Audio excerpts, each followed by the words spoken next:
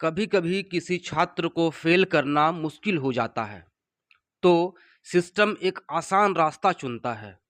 उसे मौजूद होते हुए भी गायब दिखा दिया देता है।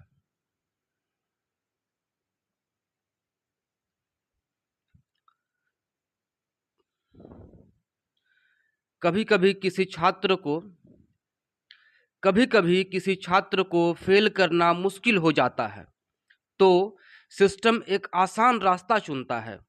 उसे मौजूद होते हुए भी गायब दिखा दिया जाता है। जेएनयू में पीएचडी एडमिशन के एक मामले ने भारतीय विश्वविद्यालयों के उस काले सच को फिर से सामने रख दिया है जिस पर अक्सर चुप्पी साध दी जाती है। मामला जेएनयू का है। मामला जेआरएफ क्वालिफाइड ओबीसी छात्र विनय यादव का है। 31 दिसंबर सुबह 10 से 12 बजे लगभग 20 मिनट का इंटरव्यू चलता है। इंटरव्यू बोर्ड को लीड कर रहे थे प्रोफेसर विकास वाजपेयी। विनय यादव इंटरव्यू के लिए पहुंचते हैं। उन्होंने सवाल के जवाब दिए, एकेडमिक चर्चा हुई, रिसर्च इंटरेस्ट पर बात हुई। सब कुछ वैसा ही हुआ जैसा किसी पीएचडी इंटरव्यू में होता है। लेकिन जब रिजल्ट आया तो विनय यादव को लिखा मिला एब्सेंट।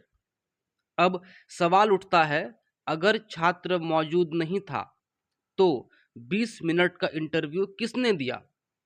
अगर छात्र एब्सेंट था तो बोर्ड ने उससे सवाल किससे पूछे?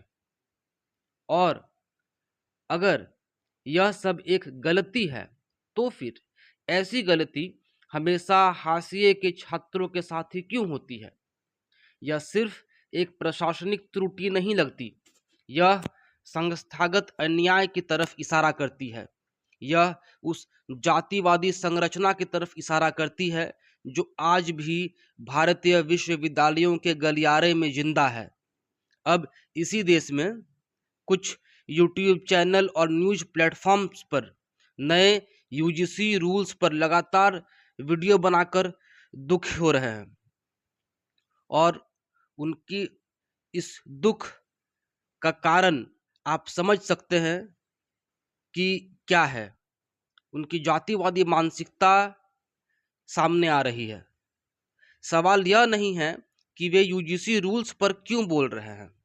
सवाल यह है कि क्या वे केवल चुनिंदा मुद्दों पर ही बोलेंगे? क्या उन्हें एक ओबीसी जेआरएफ छात्र जिसे इंटरव्यू देने के बाद भी एब्सेंट घोषित कर दिया गया, ये मामला उन्हें नजर नहीं आता है? क्या उन्हें नहीं मालूम है कि हमारे विश्वविद्यालय में किस तरह की जातिगत भेदभाव होती है पीएचडी एडमिशन्स में? क्या यह मुद्दा उनकी राष्ट्रीय चिंता की लिस्ट में नहीं आता है? क्या वे विनय यादव को अपने चैनल पर बुलाएंगे? क्या वे उससे पूछेंगे कि एक छात्र को कैसे सिस्टम के भीतर गायब कर दिया जाता है? या फिर जातिगत शोषण आज भी एक असहज विषय बना रहेगा? मुझे तो लगता है कि कुछ मामलों में हिंदू एकता का नैरेटिव बचाने के लिए किसी ओबीसी छात्र को एब्सेंट दिखा देना सिस्टम को ज़्यादा आसान लगता है। और फिर कहा जाता है, खबरदार, इसे जातिगत भेदभाव मत कहना।